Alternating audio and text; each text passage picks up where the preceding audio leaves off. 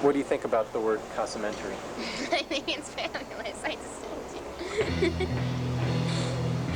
think that it's really funny. Say welcome to the Casamentary. Welcome to the Casamentary. It sounds like a foreign word.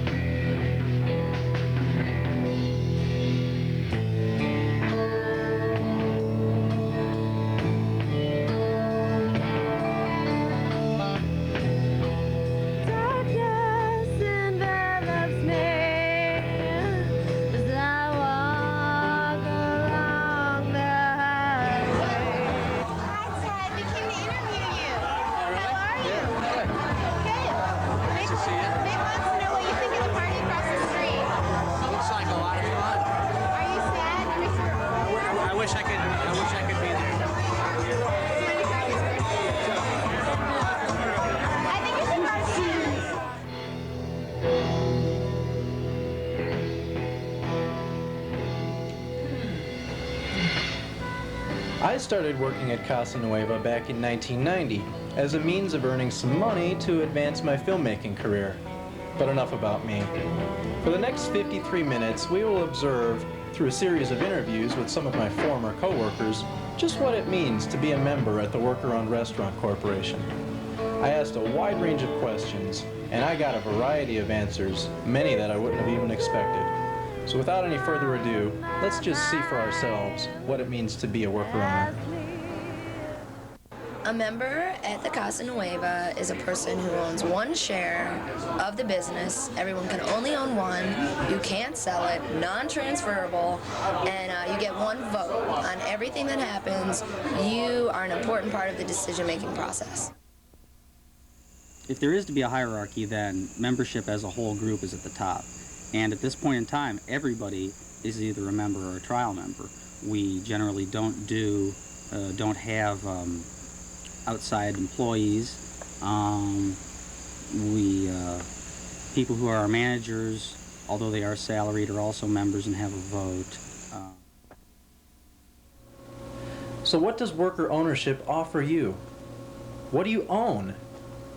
And it gives worker ownership gives you a chance for that. Sometimes the other worker owners can interrupt with your creative control, but at the same time, the fact that it's worker owned, it gave you that opportunity in the first place. So it's kind of a catch-22.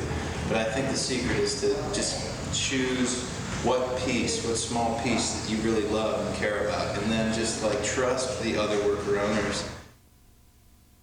So basically you own the right to decide to an extent what happens to your business and where you're going to go with the business. We all voted on the cantina space, and we all vote on most major changes and a lot of little changes too that we want to do.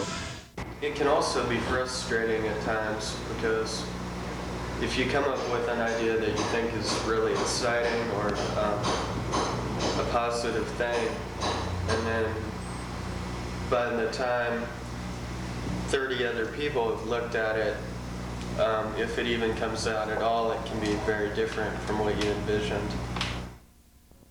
Casa que Pasa existed 10 years before Casa Nueva. Why don't you tell us a little bit about the history? The old business had been in existence for quite a while and had gone through a couple ownerships. And the most recent owner of Que Pasa left, sort of just disappeared at the end of April of 1985. Myself and another manager at that time and some of the other workers were very interested in trying to keep the restaurant running. We obviously wanted to maintain employment, number one, and also we're pretty attached to the food and the idea and the customers, certainly. So we started sort of banding together, and by June 10th, we had incorporated with a new incorporation called the Worker-Owned Restaurant Corporation and decided to make the business work-around. It was much smaller, maybe 20. 20 worker owners? Yeah, maybe. Yeah, it's been really strange, the kind of different changes. in the beginning it was like really cool to like work at the casa, and everybody was like really hip and this kind of stuff. It was to say unprofessional was a real understatement. But somehow we pulled it off. You know, I remember opening and people didn't even know the numbers in the menu. In fact, we changed the numbers in the menu from the old to the new, and nobody had even realized it, so we're writing down numbers that didn't correspond with what the customer wanted. It was completely chaotic. We didn't advertise at all. See, I was one of the first people truly hired. I think Betty Maple and Mark were really the first people hired that were not Casa. What happened with me, before it was Casa Nueva, with me what happened is I was hanging out that summer looking around for a job, and Bernie started talking about this people that were trying to start up a business. And I was coming into their meetings and giving input on business stuff, like names, like the way it'll be set up, before I even was hired here. I was literally just an interested community. Swept up in the frenzy. Yeah, I was a community member at that time.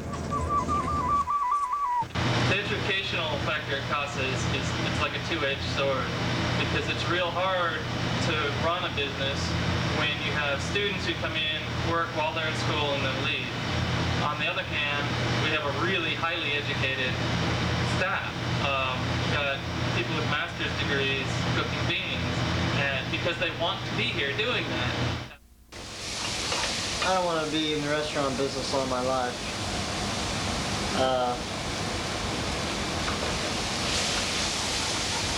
But this is a really good experience. I mean, this will be invaluable to me if I ever wanted to run my own business of any kind, really.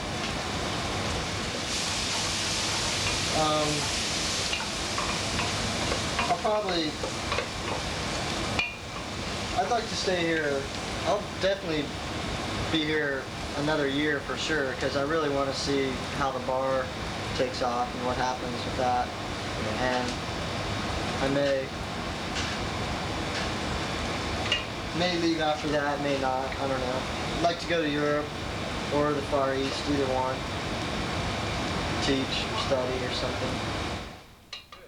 Old people go, new people come, new people have new ideas, you know, and we get the kind of people that have good ideas, that are into cooperative kind of business. And we're like a place that teaches people. You learn a tremendous amount here about cooperative skills, running a business. You know, it's not just like a job that goes with school where, you know, you just wait tables and cook. You learn a lot more than that. You learn how to work with people and to be self-managed. I kind of like the Casa as an idea of an incubator of sorts. You know, you can learn a lot there, particularly working with people. Cooperation is something we certainly need. I think there's a valuable things that students can learn to take with them somewhere else. Athens is a college town, home of Ohio University, and it's in the Appalachian foothills in southeastern Ohio.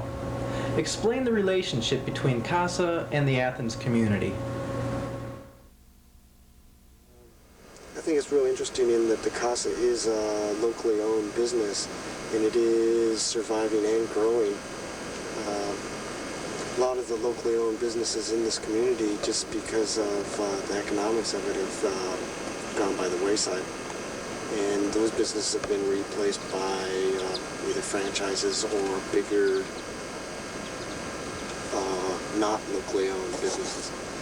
So much of what I've learned from Casa is being put to use. A lot of the things I'm proud of that we've been able to do in this business is support the local community, create relationships with our distributors so that we can buy organic produce or a variety of different products locally, buy from other co-ops like Crumb's Bakery.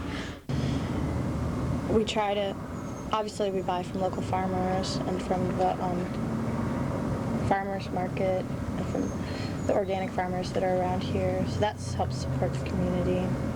Keeping involved in the community, that's a really good thing for Casa. That's one of our visions.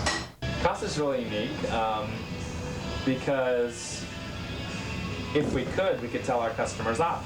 I mean, if we had to. That's kind of neat. I mean, since when people ask to speak to the owner, we can say, well, you're talking to him or her. And that's kind of nice that the community knows that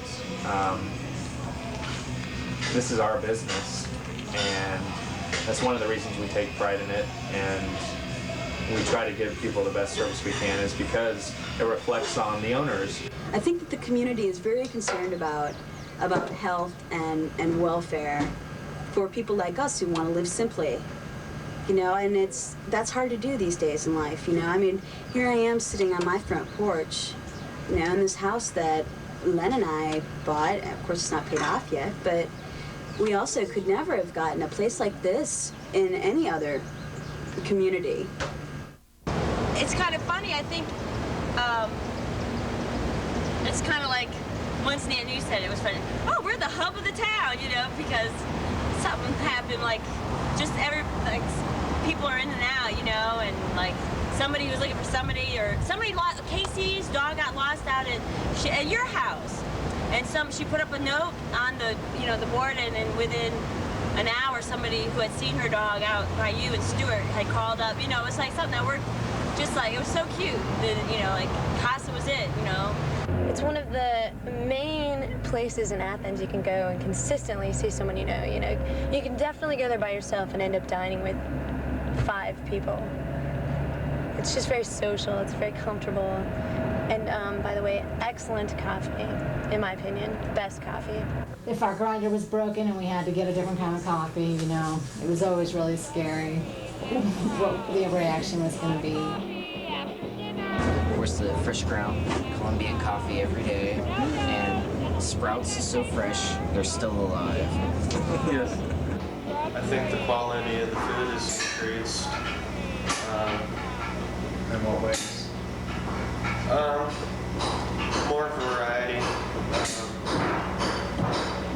It's more authentic towards the southwestern nature. And just general, you know, each serving, I think, is of a higher quality. My favorite salsa? It changes all the time. I guess maybe this week my favorite salsa would be Pico de Gallo is my favorite salsa this week. But I like to try them all. You know, you don't want to get stuck in a rut, in a salsa rut. Habanero. I eat it all the time. There's not a single shift that I work that I don't go back at least on a half a dozen occasions, get a chip, and dump or dip it in the habanero and eat that. Habanero is the most delicious substance, not only in the Casa, but in all of Athens, and in the parameters of my universe as I know it right now. Oh, definitely the Chipotle salsa. It burns without consuming. Okay, How do you feel about shift meals? It's awful. Evil. Nobody should eat that much cheese. But, you know, I like to prep because I like to be the one who makes all the food for that day and part of the next day. I like to hear customers say to the waitress, oh, that was real good, you know. And I sit down and think, oh, wow, well, I made that sauce they went on top of it that made it extra special. So that's where I get off on little things like that. I like PM cooking. It's a relief for me because, like I said, I've been waiting tables for so many years, and that's what I've done in other restaurants. So cooking is a relief for me. And besides that, I really like making the food. I like making it look nice. I like making it taste good. I'm really proud of what we put out, you know. And not that I'm a Mexican entrepreneur or anything, but I'm really proud of the food that we put out. And I enjoy making it and making it look nice. And besides that, you don't have to have the customer relationships, you know. If you wanna moan and groan, you can do that with the people in the back, and you can sweat and look ugly. You don't have to dress up, you know. Well, I'm unfortunately, and it's all my own doing. I haven't been trained in all areas of the kitchen and the, you know, whatever. So mainly I wait, and I guess I like opening wait the best. That's my favorite thing to do, is to open, you know, and then be done first. I love it. I think job rotation is totally cool because I used to just like wait tables in other restaurants. I have like 15 years of restaurant experience, but you really do. You just, after a while, you can't just wait on customers. You get so burnt out. So I can wait, back up, bar, cook. AM cooking, for sure, without a doubt. Well, actually, I mean, my financial management position is most rewarding, but answering this phone too is fun. Hello? And also waiting is tough because maybe partially because of my size. When I'm setting some of these heavy plates down on the table, you know, it's like a bomb dropping. Just crash, and these tile surfaces on the table always make it sound really loud. And a lot of times when I'm waiting on people, although I'm very friendly and you know, treat everybody, all the customers really well, sometimes I can't help feeling rather clumsy, like, you know, bull in a china shop kind of thing.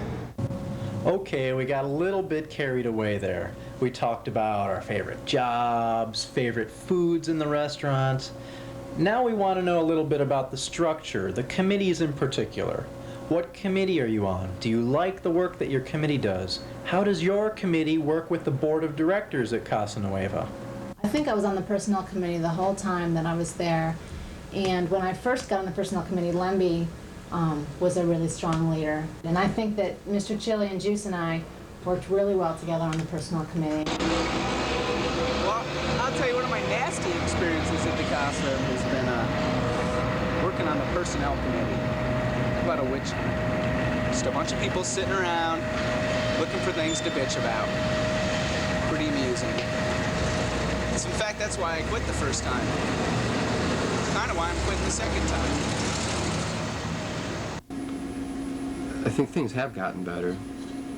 You know, it never really bothered me that there wasn't really a functioning personnel committee for a while now. I think for the most part, problems have gotten solved or resolved or resolved in some cases, but What's your favorite committee there? My favorite committee by far is the Arts and Entertainment Committee. Just because you're on that committee? Because I have been faithfully serving on the Arts and Entertainment Committee. First it was the Art Committee, then it became Arts and Entertainment Ad Hoc Committee. Then without any sort of board action, just kind of evolved into Arts and Entertainment Committee. But I don't think that's ever been written up officially in our non-existent handbook. But I don't like committee work. It's inefficient and ineffective, and we shouldn't have committees, I don't think. In a way, I just kind of believe the old saying that an individual can do in an hour what a committee can do in a month. They don't seem to be functioning. I think A&E functions, but I don't think anything else functions. But then I don't know, because I haven't been to a governance meeting or a finance meeting. Personnel, governance, arts and entertainment, MDC, and of course the executive committee. And missing one. What am I missing? I wasn't paying attention. Personnel, A&E. Finance committee. So anyway, the committees have conveners. They're supposed to have recorders. Every person on the board, there's 7 people that are voting members on the board. That's out of membership. But all the management are also board members, but they're non-voting members. And the committees, everyone that's on the board should represent all the committees. So that means, like, I should be on one committee, you know, treasurer should be on one committee, whatever. Yeah, it is non-traditional in a very real kind of way. If it was ever, if Worker-Owned Restaurant Corporation ever got involved in any kind of litigation, it would confuse the heck out of the court, I think. Because the directors, who really in the state of Ohio and probably in most states, some states don't call it a board of directors, but at any rate, the directors have, to some degree, individual responsibility for the financial and business operations of the, general business relationships of the corporation. And in Ohio, a cooperative is only kind of a semi-recognized corporation. There are a lot of people in state government here who do not really understand what it is, a worker-owned business at least. And there I go using the term co-op loosely again.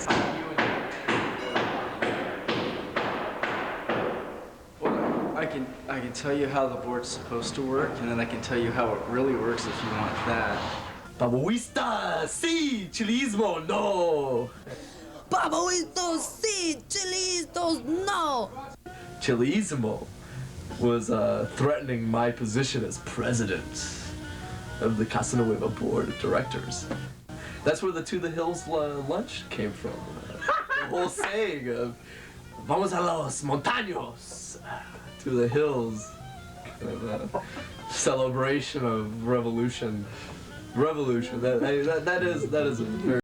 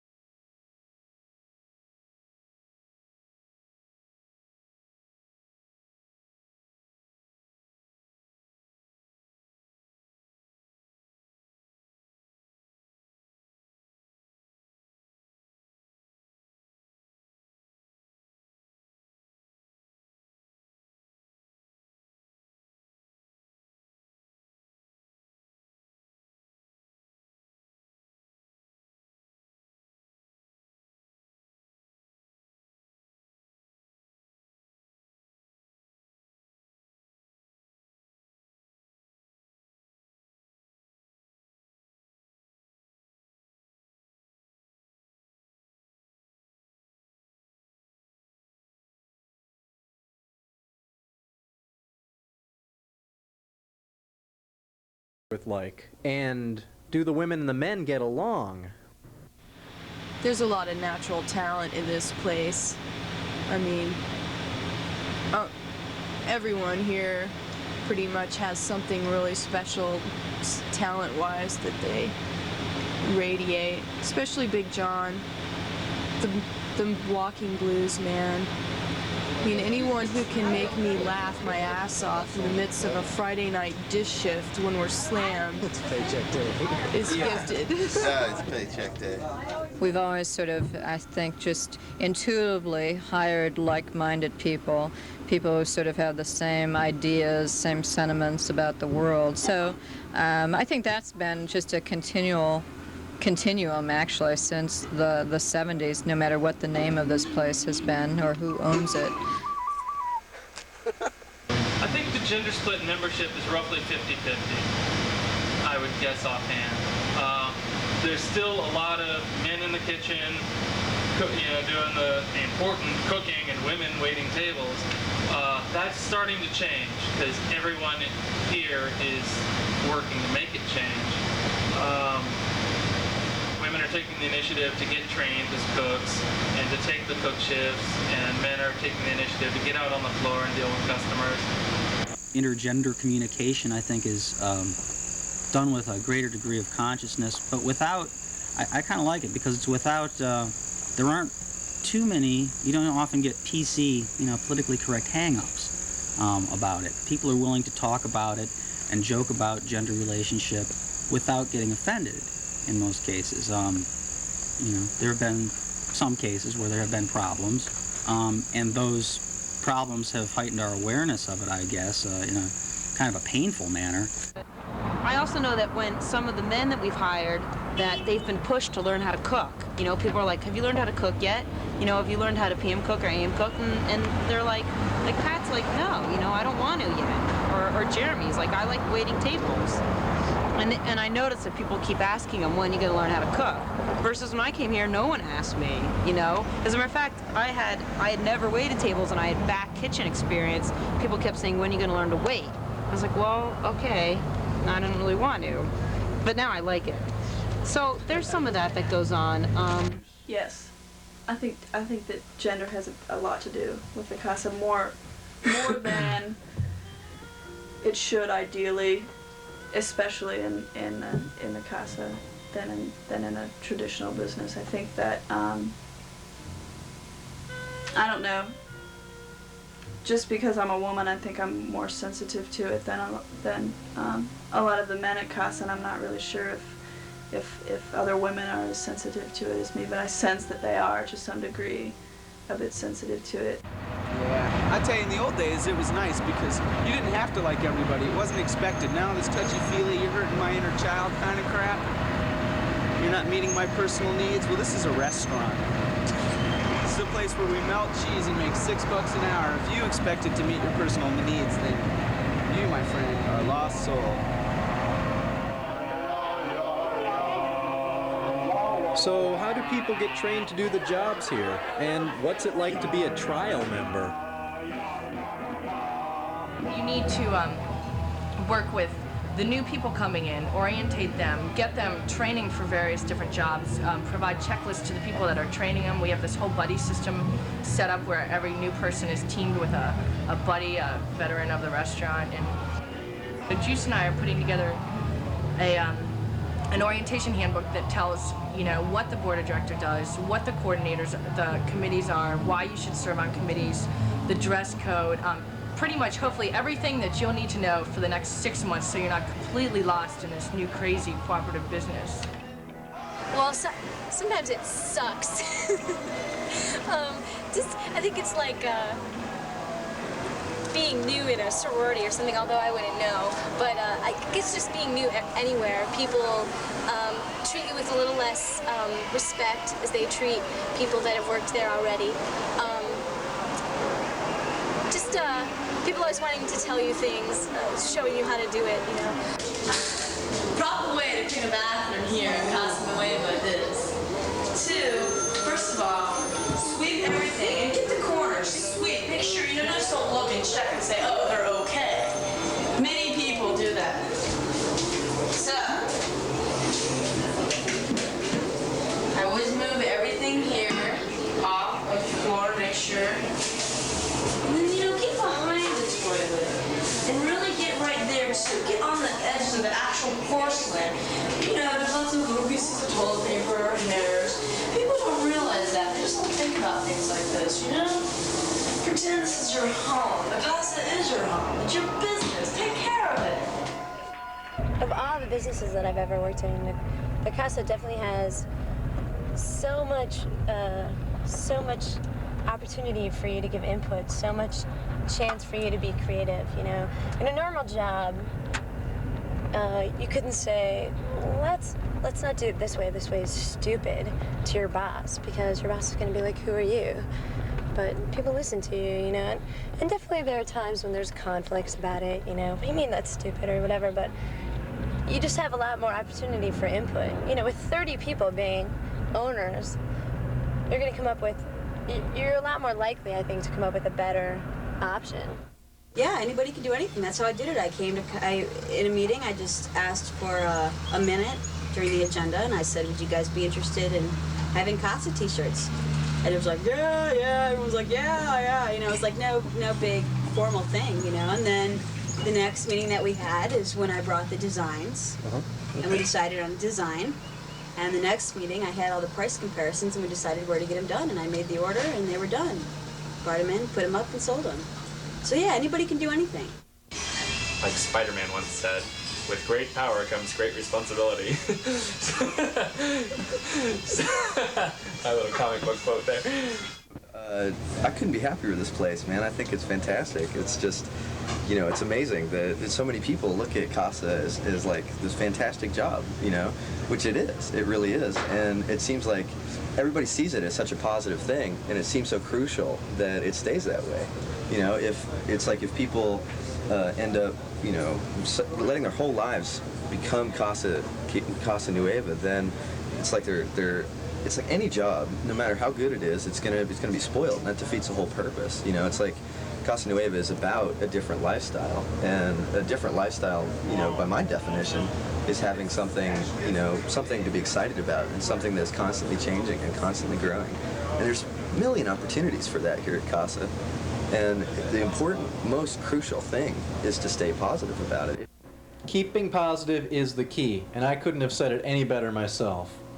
So I'd like to talk now a little bit about the nuts and bolts of this worker ownership, more specifically the dollars and cents. Just what exactly are profits, and how are they divided among the members? What is the actual cost of buying into this job? And just how successful is the restaurant anyway? Well, in dining sales specifically, which is our biggest income category, we have shown on average about a 10% growth each year, only 5 of which is attributable to a menu price increase. So that's just flat out volume there of at least 5%, sometimes even more. The first full year, it says here we did 233,000. This year we expect to eclipse 700,000. And that's only 7 years later. Especially in spring and summer, our sit-down dining business has reached pretty much a full load. I don't think we could really do much more. So it's important for us to explore other ways to expand. Our business has gotten so much better. I mean, I've never worked at restaurants for as long. At any other restaurant, I've never worked for as long as I have at Casa, which is 4 years now. But our business has increased so much. To me, where it's really at in the co-op, since it is a business, I mean, that's where the authority lies, is in the money. Not to take such a capitalistic view of it, but if we're going to continue to survive and continue to have, you know, the power that we have to make important decisions about our own business. In this ownership, everybody puts up a certain share, you know, and that share never changes. Sometimes in a worker-owned business, it's often accrued out of your pay as a deduction over time. This is the way we do it at Casa. One of the models that we've used is based on the Industrial Cooperative Association, and that really assisted us immensely as far as figuring out what our financial policies should be. The internal capital accounts then basically are each individual member's member fee that they've paid in and their profits that they accrue year after year. When we realize profits for any given year, we split them up 2 ways. 60% goes to membership in the form of patronage dividends. 40% goes back into the business to capitalize the business. Where's the mic over there? So of the 60% that is allocated to membership in the form of patronage dividends, 20% of each individual's patronage dividend allocation is received the year that it's realized. So right now it's 1993, and we're right now in the process of figuring out what profits for 1992 are. When we do, those profits will be allocated, you know, soon when we're done. 20% of those. The other 80% is allocated 3 years later. So in 1996, the remaining 80%. How an individual patronage dividend, or when I say patronage dividend, I mean profit. How an individual profit allocation is figured is we take 60% of the profits and divide that number by the total number of hours worked during that year. So then we come up with a amount of money per hour figure, and then multiply that times each individual's number of hours to come up with your individual patronage dividend allocation. Most of the worker owners would agree that the most exciting and perhaps traumatizing event of recent years has been the decision to expand our physical space and actually build a bar. We'd like to talk a little bit about that process. But first, we're going to record we're going to have a groundbreaking ceremony, okay? So you're just in time. Today's present for the groundbreaking ceremony. Yeah. Say a few words. Blah, blah, blah, blah, blah, blah, blah. Steve down here. Where's the gold Steve. He's still white lines, man. Where's the silver? Here, we gotta clean the shovel off. We want a virgin shovel for the first And time. a nice silver or gold-plated shovel. Oh, we should have bought him a new shovel. Yeah. Where's the mayor? Yeah, woo! Oh, no, I'm mistaken. Oh, that's the post we're gonna use to hold the floor up.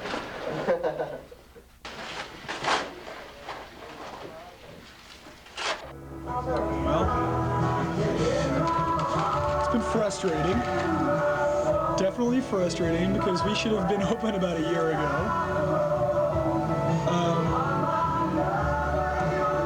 Mike LaRue, our landlord, came to us and said, "This space is opening up. I want you to have it," pretty much.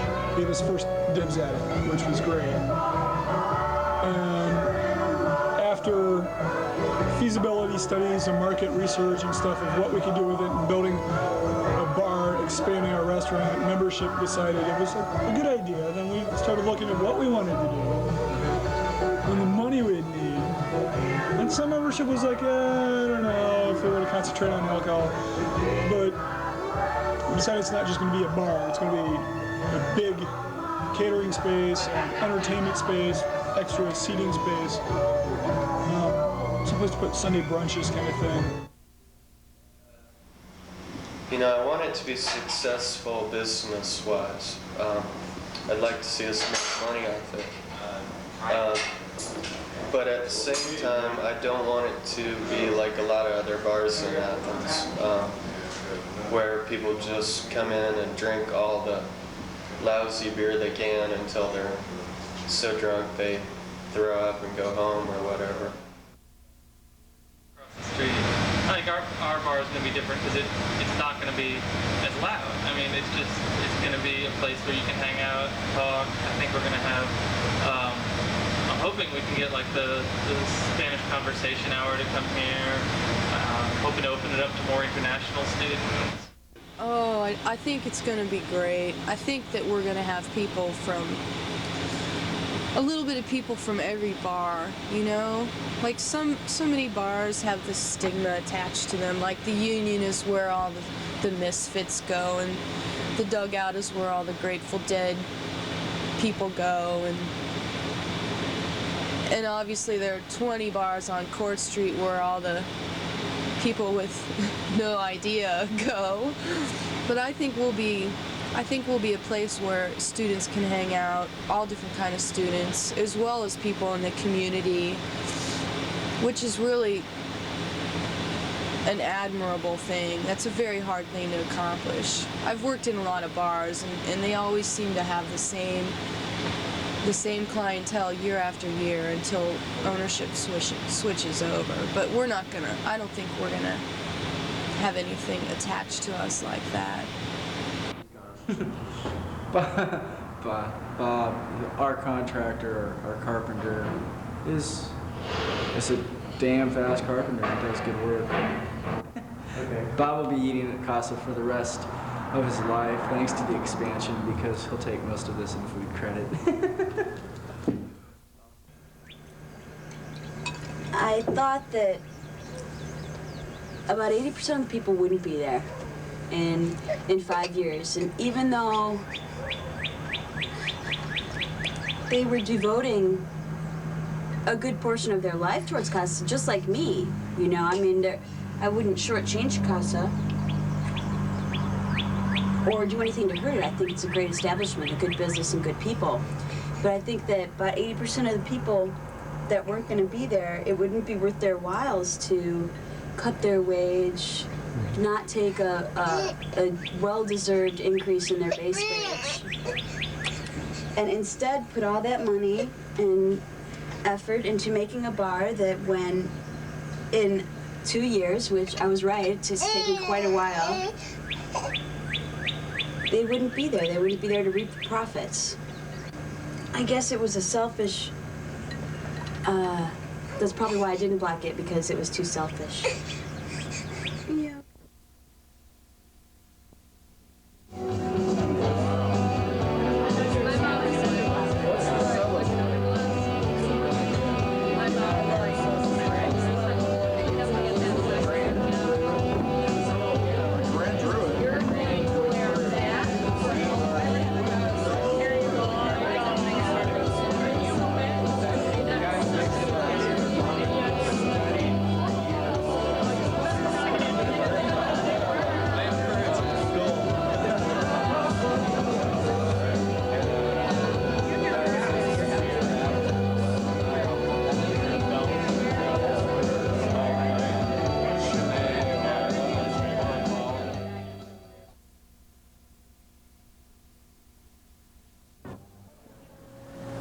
Well, I had fun, but it's about time for me to go up and get a beer.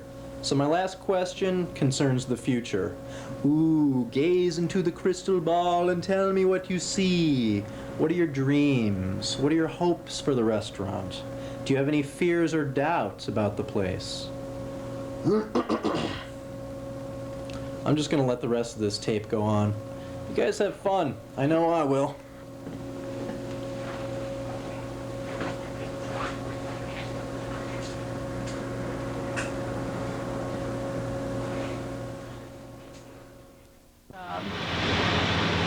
Casa's always thinking about the future every day.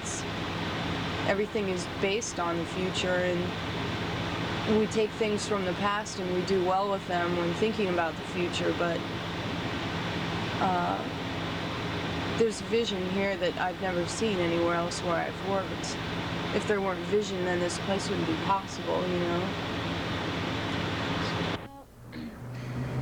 For a long time, there was talk about marketing our salsas, and in a way, I wish we had done that. And I don't know, it seems like we are so entrepreneurial. Everyone there is always working on some new project or some new money-making idea, like the cookbook. I mean, I would be really excited if we could become like the Moosewood Co-op, and I think we have enough energy and ideas to do it. I just don't know how focused we are. And also, I think if we really do make a lot of money from the bar, then I think that we'll be able to channel it into more really cool directions. I mean, I really don't put it out of the realm of possibilities that we could open up a franchise somewhere. Hopefully, I can't really see how it'll lose because, like I said, the atmosphere is so great in the Casa, and to have a nice place to hang out and drink beer, it's just going to be, I think it's going to be a really, really nice place. And I'm hoping eventually, I think maybe other people have talked about this. I know Mike and Andrew are very interested in helping with have a microbrewery. I think that would be the key. I think that people come from around Ohio just to come and have beer that was made in Athens. I think that's a cool new angle on modern pubberies. I think Casa will be around for a long time. It'll evolve with different people, but I mean, that's one of the special things about it. And the Casa changes with each new group, and luckily it's still working, you know, with several different things going on and perspectives, and it seems like the customers have accepted those changes, and you know, just continual growth is happening. Okay. And then I guess the last thing is, of all the different types of people that I've worked with at Casa, we all always had fun with each other, you know, different people that if you saw on the street you might never meet because you're so different, but in that setting, you know, everybody got along. Not all the time, of course, but we definitely would have fun. Well, the sort of 21st century thinking that I'm sort of proceeding with at this point is that we have to work together more, and we have to be able to have more local control within our own communities. We can't wait for big government to come and give us all the answers or solve all our problems. We have to take personal responsibility. What are your thoughts on the future of the Casa? Well, on December 29th, 1999, when the world ends, the Casa will be the only thing left. Why do you say that? Because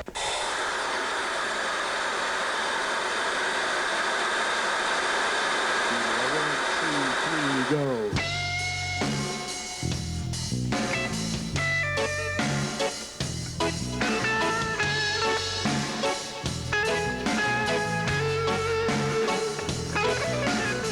See these earrings? A customer gave this to me today.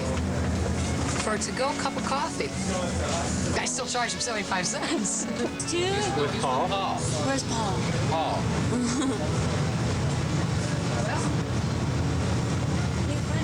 Where's Paul? Oh, Paul. 594. Paul. Oh, maybe Paul can do it. Maybe Paul can do it. I block. Catch a falling star, put it in your pocket, save it for a rainy day. Catch a falling star, put it in your pocket, save it for a rainy day. So where will they go? Where will their lives lead them by? Where will they go? Where will their lives lead by and by? They will not come back, they say. They will not come back. Never stay the same. Never stay. Writers have been nurtured here, painters inspired. It's been a meeting place for musicians, for poets. Bob, I think it's your turn to clean out the toilets. When I'm done smoking. All right. What was I saying? Yeah, cut. Cut.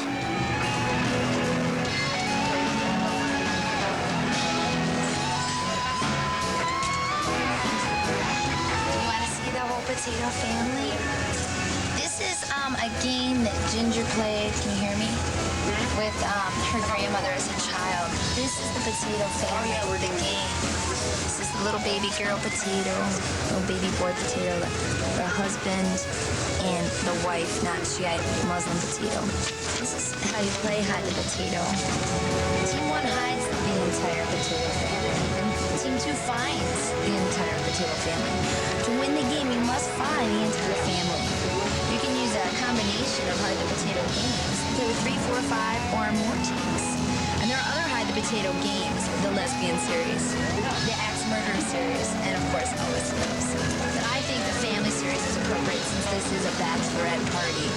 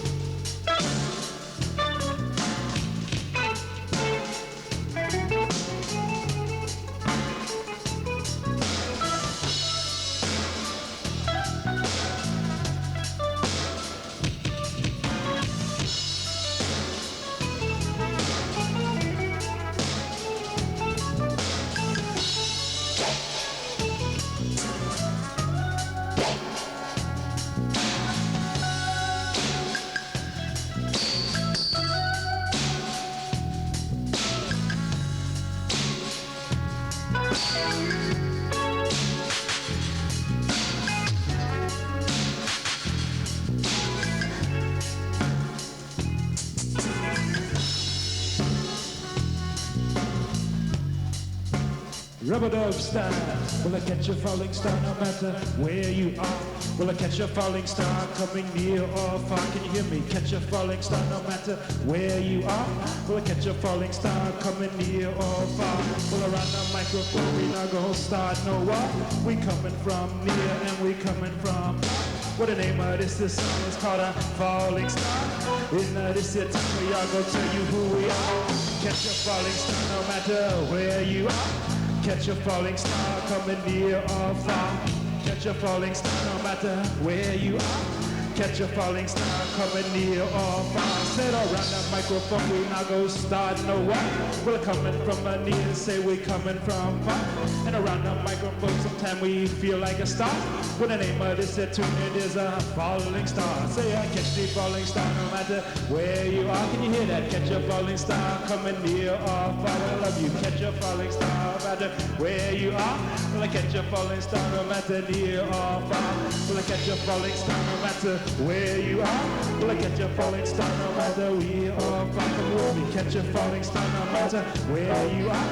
Catch a falling star no matter make no war. Say it. 5 o'clock? Who's bringing it? Oh, with Rainey? Okay, so she's gone? Okay, sounds good.